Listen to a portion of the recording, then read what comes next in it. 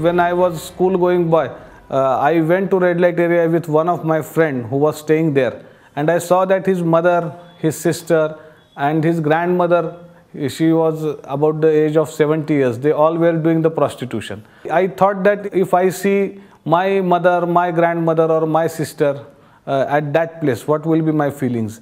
And it has created unrest in my mindset that some people are living a life of slave. So I was disturbed and I was thinking to do something. I have tried my level best to make a dialogue with prostitutes, but they were not ready to talk to me. The brothel keepers were afraid I may be a man from police. The brothel keepers have objected. Still I keep on going there and meeting the women, asking them, talking to them. But I then realized that the greatest problem of the women is their offsprings. Because in the time of the business, in the evening time especially, the most of the women बच्चे को आफू वगैरह narcotics type कुछ दे के वो cot के नीचे उसको सुला देते थे और वहीं पे बच्चे बड़े होते थे ऐसे, तो वो मेंटली ग्रोन अप नहीं होते थे.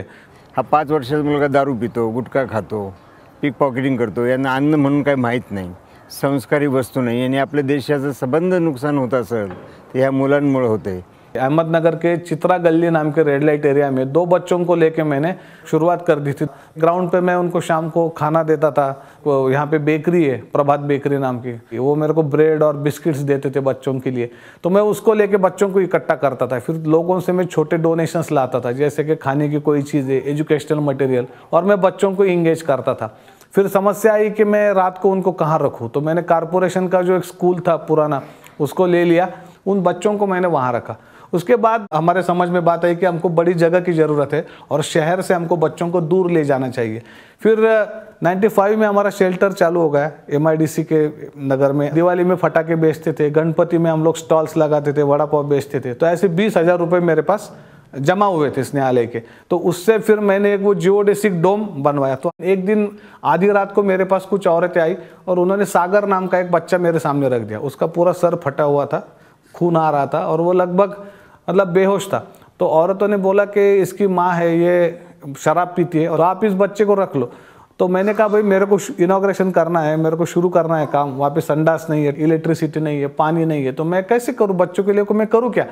तो औरतों ने कहा कि अगर हम इसको ले जाएंगे तो ये औरत इसको मार देगी. तो मैंने बहुत सोच विचार किया. तो मैंने अपने साथियों से भी बात की, तो सबकी राय बनी कि हमको पीछे नहीं हटना चाहिए, हमको इस बच्चे को लेके अभी काम शुरू कर देना चाहिए. एक गाड़ी पे 4-5 लोग हम बैठे, बीच में बच्चे को लिया, फिर सिविल हॉस्पिटल गए और फिर रात को उसको थोड़ी ट्रीटमेंट वगैरह करे. 3:30 बजे मैं लेके वहाँ गए, क्योंकि अभी हम अचानक से आ गए यहाँ पे. तो खाने का इंतजाम नहीं था, स्टोव नहीं था, तो सारी चीज़ें शाम तक आई.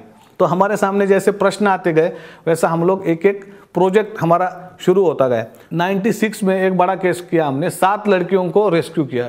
तो ब्रॉथल कीपर हमारे पीछे पड़े और पीछे पड़ के फिर हमारा झगड़ा शुरू हो गया. फिर ब्रॉथल कीपर हमको बोलने लगे कि अभी हम आपको HIV की खून का इंजेक्शन देंगे. सभी कार्यकर्ताओं को बोलने लगे. तो हम सब कार्यकर्ताओं ने सोचा कि अब हम लोग भागेंगे तो कभी खड़ा नहीं हो पाएंगे. हमने अनुभव किया कि 10 लोग जब खड़ा होके कोई बात बोल देते हैं ना, तो सामने वाले गुंडे मवाली कितने भी पहुंचे हुए हो दब जाते हैं. फिर इशू आया अनवेड मदर्स का. फिर उनके लिए हमने एक शेल्टर शुरू किया भारत माता केंद्र नाम से.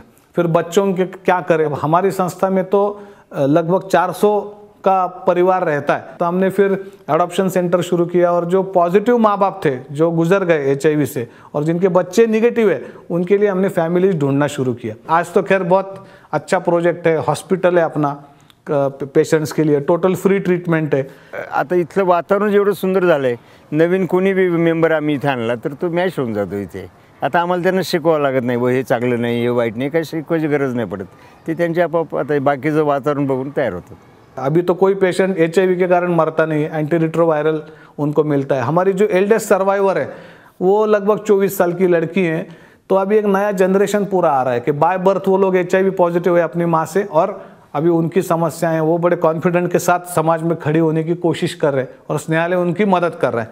असली बदलाव आता है अगर प्यार से और विश्वास से. आता ही मुलं आता माझ्याबरोबर जे खेळतात हसतात, हा किती मोठा आनंद आहे मला. 400 मुलं आता मी बाहेर पडलो पटापटा सगळे मुलं गोळा होतील, माझी टिंगल करतील, चेष्टा करतील, झटतील आणि माझ्या आयुष्याला मला जो एक आनंद मिळतोय तो आता मला त्याचं वर्णन शब्दांनी करणं शक्य नाही.